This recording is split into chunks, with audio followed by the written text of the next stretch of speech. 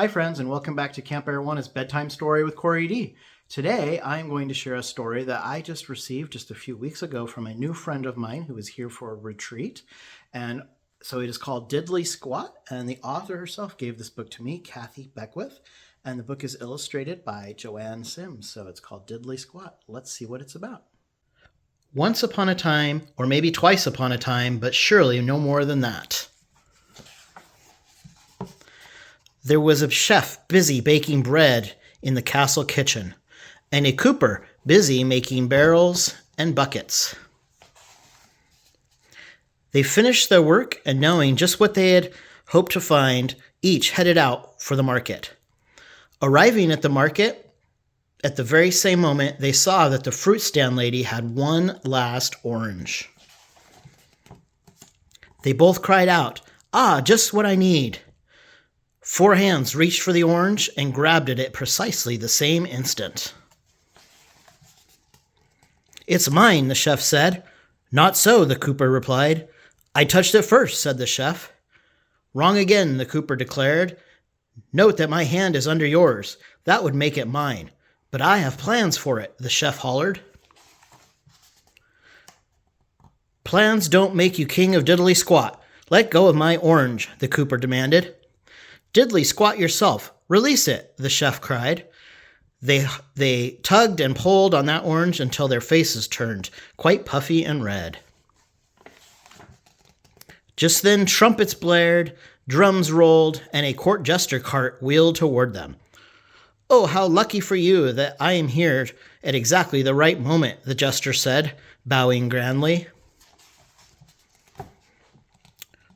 "One orange, and both of you desperately needing it," the jester said. "Give me that orange before it becomes juice." They didn't move. The jester smiled and then did a black backflip right in front of them. When he held out his open palms, they had to pay attention. There is no need for meaningless chatter, no need for stewing over possibilities. And there is certainly no need for taking valuable time over one little orange-sized problem.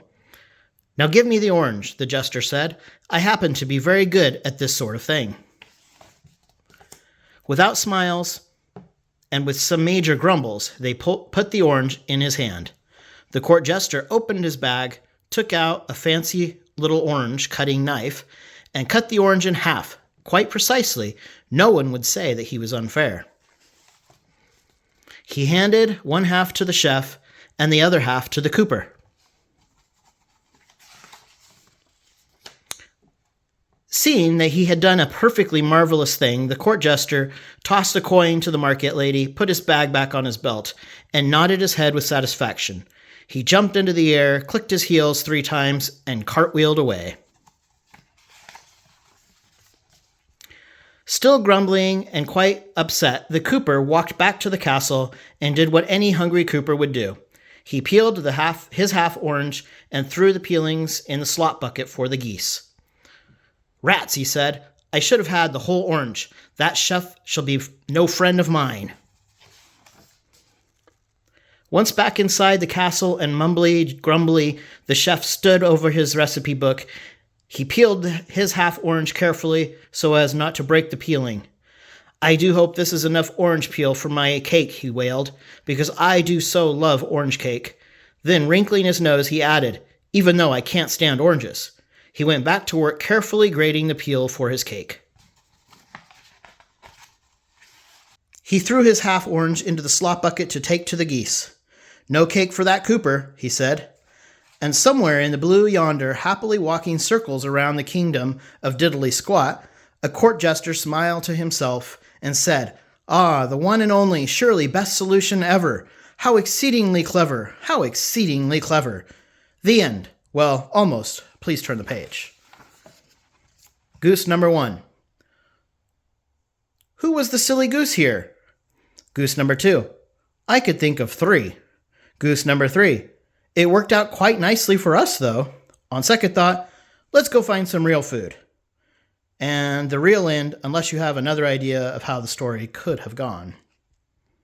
Once again, thank you for joining me for this bedtime story. And thank you, Kathy, for getting me this copy of this book and giving us an opportunity to share it here.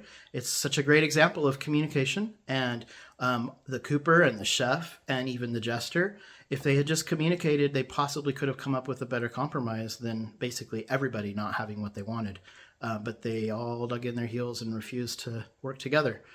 So what an important lesson for us all to learn always in our own lives. So thank you, and I hope you enjoyed that story, and have a good night. Thank you.